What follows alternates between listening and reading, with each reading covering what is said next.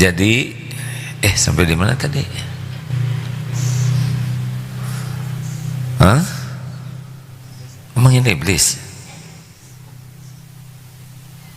Nah, ngomongin apa? Muflis. Iblis. Bukan mukhlis ya.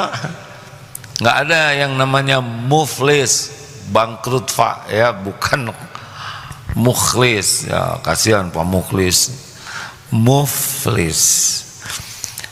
Karena setiap kali kita nyakitin orang nanti bayar, pakai saum, pakai Quran, bacaan Quran, pakai sedekah. Nah, habis nih pahalanya karena kurang khusyuk ibadahnya.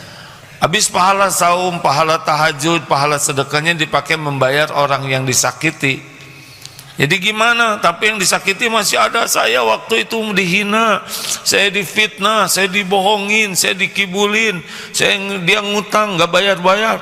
Banyak yang protes, pahala habis. Apa yang terjadi? Dosa orang yang kita sakiti, nauzubillah, ambil. Ada dosa maling, nauzubillah, ada dosa zina. Dia akan memikul dosa, bukan pindah-pindahan pahala, tapi ini buah dari perbuatan zalimnya. Nah, di antara penyebabnya adalah dengki. Makanya akhlak baik itu diawali dengan kita tidak boleh dengki. Kita harus senang lihat orang lain dapat senang. Dakwah ya, kan ada dengki itu selevel. Muadzin dengan muadzin itu bisa dengki tuh. Hadirin sekalian, sekarang akan ada muadzin baru. Allahu Akbar, Allahu Akbar. Kata orang-orang, wih, ini azannya enakan, lebih enak dari yang biasa. Jebet. Yang biasa nggak rela, besoknya bisa jadi dicabut kabelnya. Dengki. Astagfirullahaladzim. Imam ke imam lagi dengkinya. Bismillahirrahmanirrahim. Itunya lebih enakan suaranya, nggak kayak yang tadi subuh jelebet. Yang subuh langsung, itu yang ngomongnya sih jelek banget, cicing ya. Kalau saudara udah tahu lebih bagus, nggak usah dibanding-banding, syukuri saja. Yang biasanya yang pintar sama yang pintar lagi dengkinya, karena yang pintar jarang dengki sama yang bodoh, nggak nyambung. Ojek dengan ojek, beca dengan beca, ya, dokter dengan dokter, dengki. Nanti kalau ada dokter yang lebih ramai pasiennya, ya, itu pada junior loh, tapi ya pasiennya banyak deh. Dulu saya ngajarin, dengki.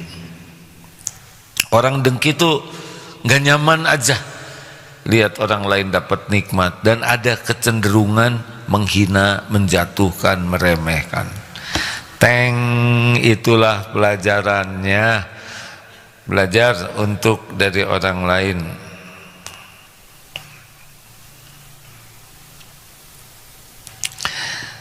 Ya, baik. Ada pertanyaan, silahkan. Mim, Apip, silakan. Kita dengar beberapa pertanyaan. Silakan santri, ini forum tanya jawab, masa ceramah terus? Kalau nggak ada juga nggak apa-apa. Kita tidak boleh memaksakan kehendak. Bukan tidak mau bertanya tapi kami tidak mau mempersulit gitu ya. Berbakti. Ada Mim? Cek. Izin pertanyaan dari Instagram. Assalamualaikum, izin bertanya gimana cara melupakan pengkhianatan suami Melupakan pengkhianatan suami. Lupakan. Begini ya. Ini gini, jangan disebut suami lah. Pengkhianatan pendamping hidup gitulah ya. Karena ada juga suami, saya juga dikhianati istri misal ya. Dan kalau A bicara nanti disangka ngebela kaumku. Begini, kalau terjadi, sudah terjadi ya, ini kejadian dikhianati pasangan hidup yang halalnya. At-Taghabun ayat 11. Ma aswaba min musibatin illa biiznillah wa may yu'min billah yahdi qalbah.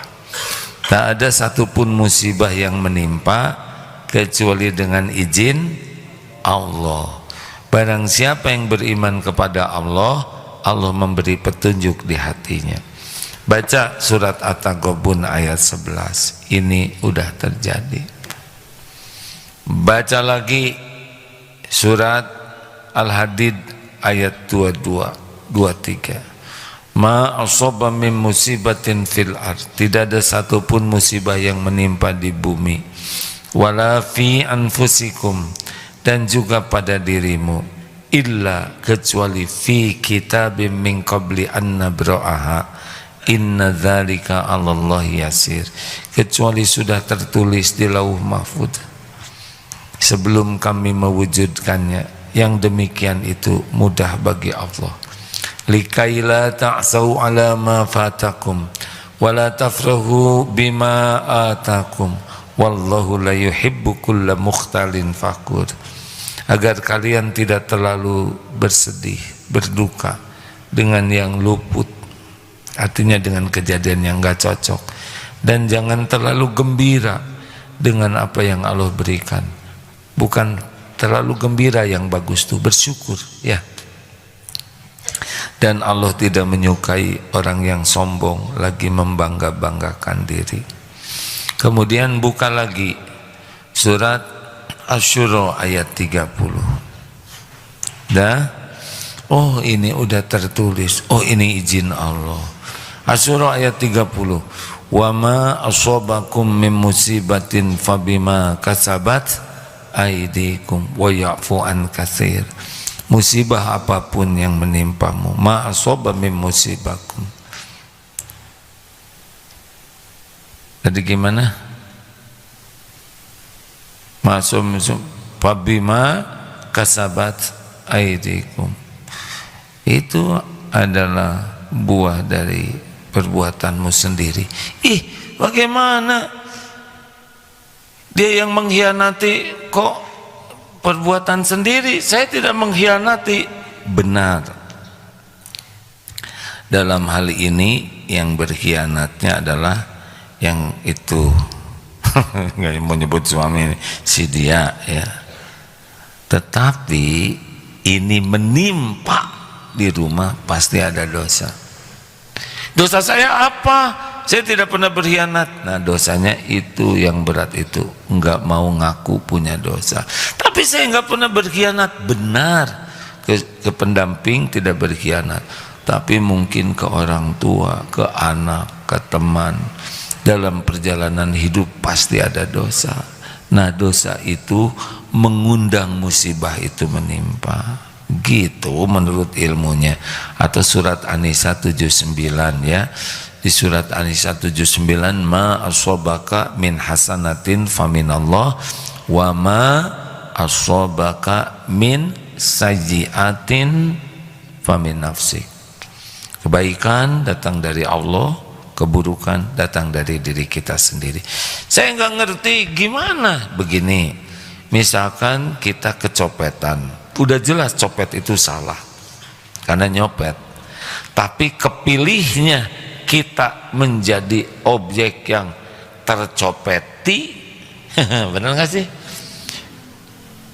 Tercopetnya enggak salah, kecopetan, nah itu yang sederhana ya. Ini banyak, tapi kenapa kita yang takdirnya kecopetan, tercopetnya? Ini pasti ada dosa kita nih. Walaupun tidak berkaitan sama copet, copet udah jelas dosa lah ya. Nah, fokuslah. Oh, saya nggak bayar zakat, saya pelit. Dulu saya pernah darmaji dahar 5 di aku hiji ya, pernah beli duku nyobain habis 20, belinya seons, padahal udah habisnya sekilo. Oh iya, dulu makanan teman saya habisin, ya pasti ada dosa tuh, pasti, karena memang yang mengundang kepahitan itu dosa. Nah, benar, misalkan suaminya berbuat begitu, akhirnya kembali juga ya, benar suaminya berbuat begitu, tapi sibuk memikirkan suami yang berbuat salah hanya bikin perih. Kayak kita kecopetan sibuk mikir copet, nggak berubah copetnya, ya kan?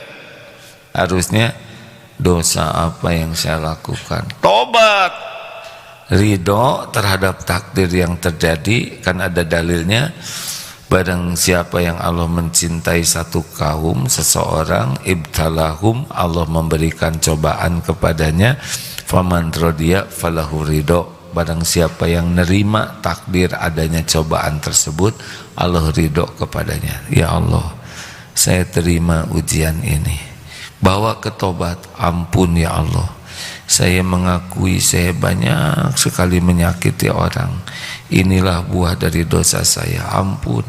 Nah, obat dari rasa luka itu tobat. Jadi sepanjang kita masih sebagai korban, perasaan kita korban orang lain, gak bisa sembuh lukanya. Tapi kalau kita korban dari dosa sendiri, sehingga ada orang yang berbuat jelek, kita nggak fokus kepada merasa dizolimi orang, tapi kita fokus kepada kita yang menzolimi diri sendiri, sehingga kepahitan ini datang. Nanti nggak sakit hati dompet hilang, karena ini saya nggak pernah sedekah, saya sedekahnya sedikit, saya tidak bayar zakat, dan itu akan membuat hati jadi tenang. Karena orang yang banyak tobat itu salah satu hadiahnya dihilangkan kegalauan di hati. Lanjut. Bismillah. Izin dari YouTube, bagaimana melatih diri agar tidak terpancing emosi saat orang lain ada yang bergibah A, dan tidak terpancing saat nama kita difitnah, karena saya barbar maunya gelut A. Maaf, gelut apa ini urusan non saya gelut, karena saya barbar maunya gelut A. nggak jelas Pip, siapa barbar? Itu mungkin mudah emosi A. Pip, ulangi Pip, saya kurang fokus barusan. Bagaimana melatih diri agar tidak terpancing emosi saat orang lain ada yang bergibah, dan tidak terpancing saat nama kita difitnah?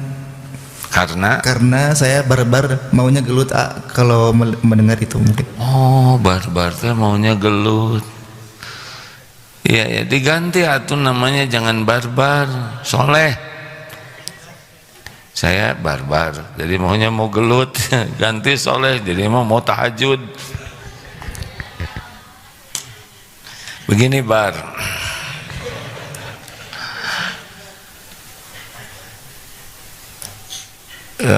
harus kalau memanah itu harus ada target dulu. Tapi ini udah bagus sekali, udah menyadari bahwa beliau itu punya sifat mau gelut karena barbar, gitu kan? Jadi orang mau berbuat itu rumusnya ambak. Apa arti ambak? Apa manfaatnya bagiku? Islam sangat memuliakan orang yang bisa mengendalikan amarah. Ali Imran 134, 135, ciri ahli takwa di antaranya adalah menahan amarah, memaafkan dan berbuat baik. Ini paket takwa nih, tahan marah, maafkan, berbuat baik. Ini orang takwa begini, berarti hidupnya bakal tenang, bahagia. Orang yang mudah marah, selalu marah-marah, tidak mau memaafkan, pendendam, dan senang untuk berbuat jelek, nggak ada cerita bahagia, capek hidupnya. Makanya goalnya apa? Mau bahagia, takwa. Mau takwa, tahan marah, maafkan, berbuat baik. Ini paket takwa.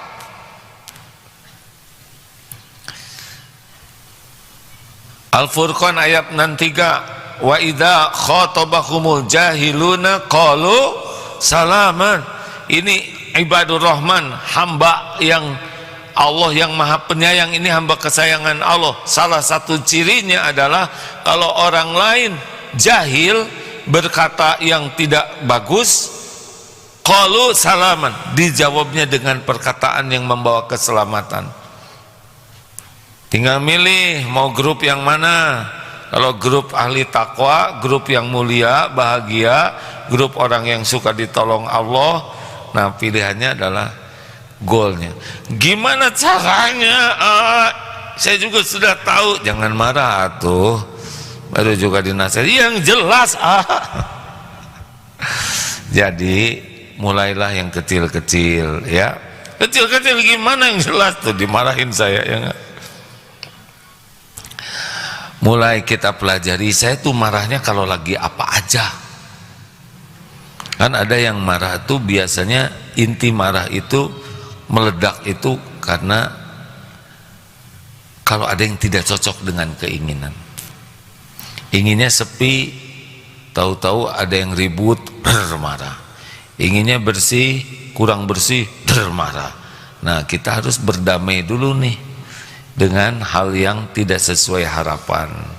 Tidak semuanya harus bikin marah, ya enggak? Masa ini ruangan udah bersih, hanya ada bungkus permen di pojok, jadi meledak marahnya. Enggak boleh. Apalah artinya bungkus permen? Kan? Ada cerita, itu orang tuanya tuh namanya perfeksionis. Karena nyimpen ini miring, 2 hari katanya bapaknya marah, miring dikit, atau tengah, digitu, beres. 2 hari marah tuh bisa zolim banyak orang, betul? Nah, harus berdamai dengan ketidakperfekan. Makanya orang yang perfeksionis tuh cenderung stres dan mengajak stres orang lain. Kita harus berusaha yang baik, tapi tidak usah pakai stres, ya. Halo. Nah, bagaimana kalau udah jengkel nih? Diam. Jangan ngomong. Tapi saya marah. Lebih bagus marah sambil diam daripada marah sambil bicara. Karena bicara pasti zolim. Ada juga yang diam tapi nonjok. Itu bukan diam. Ya. Saya nggak ngomong beleduk, saya nggak sebanyak ngomong, yang penting benyut. Itu juga makin nggak bener. Diam tuh artinya kendalikan tidak hanya mulut dan juga zikirnya apa? Tebak zikirnya apa? Astagfirullah. Itu modifikasi astagfirullahaladzim, bukan begitu. A'udzubillahi minasyaitonirrajim. Tapi proporsional, ya. Misalkan suami lagi marah-marah, kata istri, a'udzubillahi minasyaitonirrajim. Nah, itu nyiram bensin ke api. A'udzubillahi minasyaitonirrajim. Ini jarang orang zikir ini, karena setan membuat lupa kepada zikir ini. Kemudian apalagi? Pindah, tinggalkan aja. Pindah situasi, kalau berdiri duduk, kalau duduk berbaring, tapi ya proporsional lah ya. Ibu lagi apa di pasar berbaring? Saya emosi nih. Tukang dagang teh marah hal. Goler ibu-ibu teh di pasar. Kita ngamalin mau agim, jangan ngomong gitu. Kemana guru? Ternyata guru lagi ngagoler di belakang bangku. Kenapa Pak Guru? Gemes sama kalian. Nah, jangan ngegoler di mana aja ya, nanti jadi masalah baru. Pindah situasi. Memang kalau masih jengkel lagi, wudhu, sholat itu udah bisa. Tapi biasanya dengan tekad kuat, lalu banyak a'udzubillahi minasyaitonirrajim, dan diam itu udah banyak menolong. Makanya kalau lagi diskusi misalkan yang mulai panas, mulai debat, diam aja.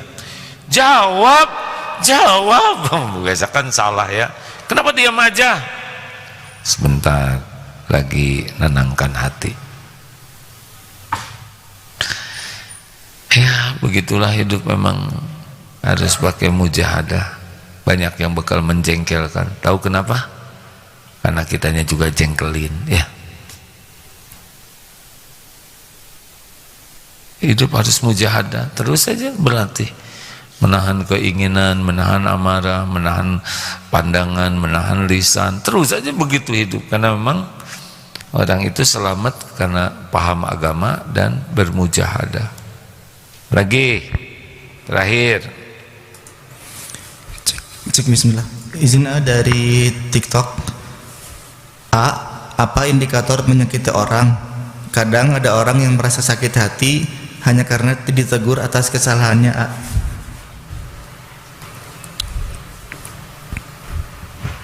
Apaan, Beb? Apa indikator menyakiti orang? Kadang ada orang yang merasa sakit hati hanya karena ditegur atas kesalahannya. Ya, kalau ada kita tegur seseorang, kemudian dia marah, sakit hati, kita nggak bisa mikirin perasaan orang. Maksudnya tidak bisa mengendalikan perasaan orang. Lebih baik kita evaluasi diri. Jangan, padahal saya kan udah bener, saya tuh ngasih tahu dia kalau dandan jangan kayak gitu, itu wajahnya jadi kayak kesemek. Cuman itu nyebut kesemek tuh sakit hati. Kamu tuh diet udah berapa kuintal? Nah, kuintal itu sejenis karung. Dengar ya, kalau kita nasehatin orang dan orangnya sakit hati, yang kita lakukan apa? Evaluasi diri.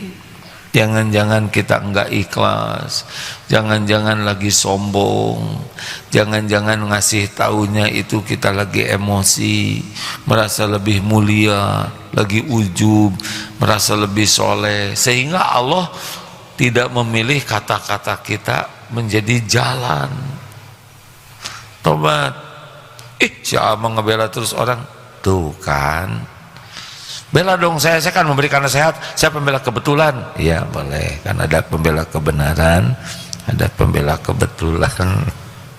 Udahlah, nggak ada ruginya evaluasi. Makanya PDLT, perbaiki diri dan lakukan yang terbaik. Udah gitu aja lah.